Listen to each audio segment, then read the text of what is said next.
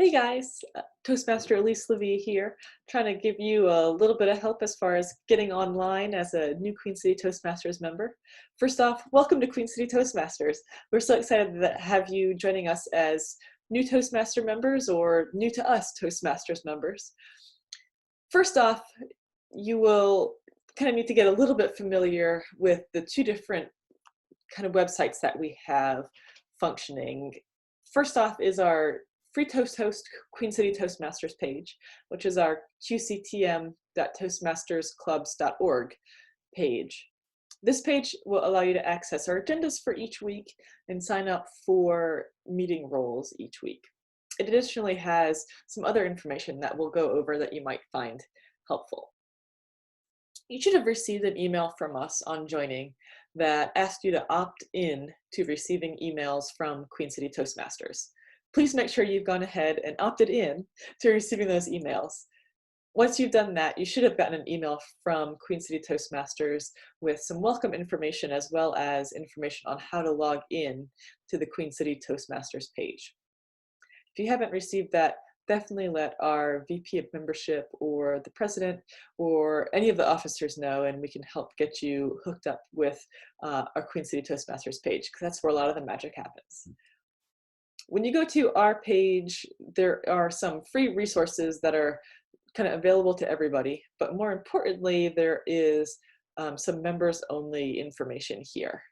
First thing you want to do is log in. Oops. Once you've logged in, that will unlock all of this members only information. Let's start with our meeting agendas. The meeting agendas are where you'll go to access all the different roles for upcoming meetings. You can view this week's agenda as well as agendas coming up in the future and the last few weeks worth of agendas. To sign up for a role, it's pretty easy. All you do is click sign up.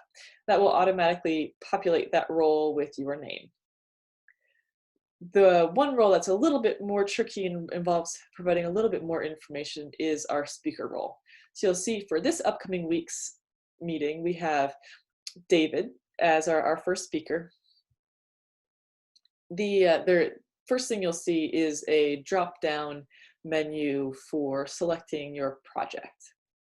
When you click on this drop-down menu, it will list out in alphabetical order each path, and under that path, each one of the projects. So it'll start with dynamic leadership and list out every project in dynamic leadership, and then move to alphabetically, whichever the next pathway is, and list out all the projects under that path. So David had to scroll down to find the innovative planning section, and then find his level 2, understanding your leadership style speech. That will automatically populate, if you're curious, with what his project description is. So if you're just like, I wonder what David's supposed to be talking about today, that'll help you find that there. And it also pulls up his evaluation form for his evaluator to access. We do encourage you to fill out completely the speech title as well as the speech introduction. The speech introduction is a way of you personalizing the introduction that you want the Toastmaster to give prior to your speech. This can be a good place for you to include some additional information about your speech that may not appear in the project description and that you may not want to put into the actual body of your speech, but you want us to know about. Once you get to the bottom of the agenda, there is a place for you to add meeting notes. So if you're traveling one week and you're not going to be able to make a meeting and you want to let us know, you can go ahead and pop that in there. We do ask that you, especially for your speeches, make sure that you're keeping up with putting that information in completely. The Queen City Toastmasters page does keep track of who's completed what roles and when they've completed them.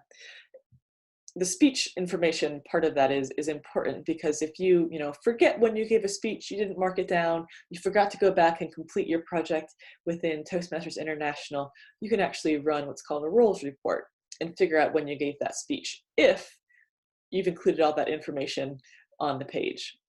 To do that, you click this little person icon and you decide, I want a speech report for myself, since the current Toastmasters year, July 1st, which was, a month ago, as it is now, or whatever the dates are. And then you run that and it will give you a document that shows when you gave which speeches. But again, you have to make sure you've entered all this information, otherwise you won't know which speech you gave when. That's pretty much it for the agenda portion of our Queen City Toastmasters page. There is some more information that you can access on here that sometimes people don't know about. One of those is the private member directory. That just pulls up a list of all of our members and their contact information. That way, if you want to reach out to somebody, maybe ask them to be your evaluator, then you can do that if you don't have contact information for them otherwise. The third tab that is actually really important is our members download tab. And this is probably fairly underutilized, but has a lot of really, really good, helpful information to get you started as a new Toastmaster. You have to forgive me, my internet's been just a little bit off this evening. So we'll see if this will load for us or not. Let me go ahead and pause and I will be right back with you. Well, it looks like I'm having some trouble with my internet tonight, but if you do click on that members documents page, it will take you to a page that has several different folders as well as some individual files. There is a meeting roles folder that has a lot of information in the role preparation section about how to prepare for each role for each meeting. So there's also a document called the Toastmaster Wears Many Hats. That should be the first document in that folder. Just gives an overview of what is involved in each role for each meeting. In addition, there's role preparation documents for each role that go into a lot more detail about what your responsibilities are before, during, and after the meeting for each one of those roles. So if there's a role that you're unfamiliar with or that you're wanting to try for the first time, but you want a little more information about it, check out those resources and see maybe those are going to help you out.